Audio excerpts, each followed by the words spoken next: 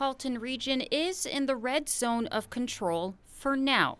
And that means restaurants can remain open for inside dining, allowing a maximum of 10 people only, and outdoor patios allowed as well. Throughout this pandemic, we have followed Eddie Oliveira's journey. The owner of Eddie's PourHouse and Kitchen has made several adjustments since the pandemic began, a big believer initially in following restricted guidelines in order to keep the community safe. But the latest move by the provincial government to put us in the red zone, and with winter now here, for Oliveira, it's like a slap in the face. Restaurants are probably the number one when it comes to safety, sanitized stations, and constantly maintaining a cleanliness to a level already. I think COVID allowed us to amp that up now.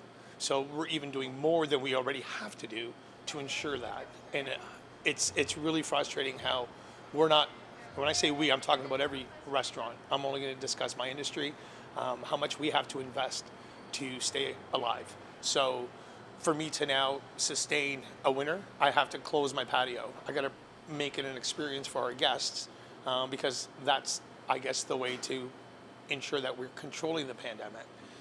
But we're enclosing a patio. So we're closing the outside so that we can eat inside. And that has always been a bit of a scratcher for me because what is the difference? You know, is it ventilation? You know, what is it? I'm confused. Not only is Oliveira confused about patio regulations, he also doesn't quite understand how locking down certain regions and not others will curb the spread. It's been a little bit of a learning curve for me as well because we've been getting a lot of people coming from these hot spots. A lot of information tracking when guests come in here, they're coming from those lockdown zones. So why lock them down if they can just spread anywhere? You know, so we're in a situation where I want to protect my restaurant, my staff, and I also want to protect the community that supports us. So how do I do that? You know, do I say, where are you from? You're not allowed in here? Or do I just have to understand that business is business and I need to take what I can to survive?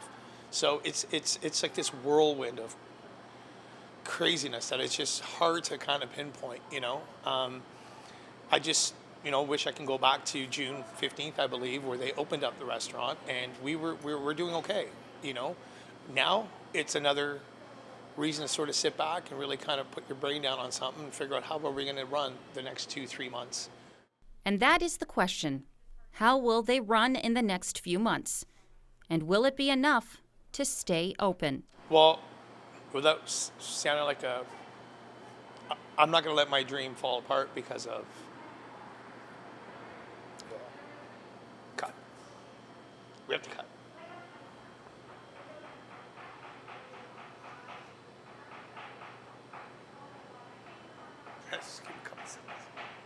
After a few moments to gain back his composure, Oliveira says the support of his community is what motivates him to keep going. I think with all the support we've been getting through the community, it's amazing.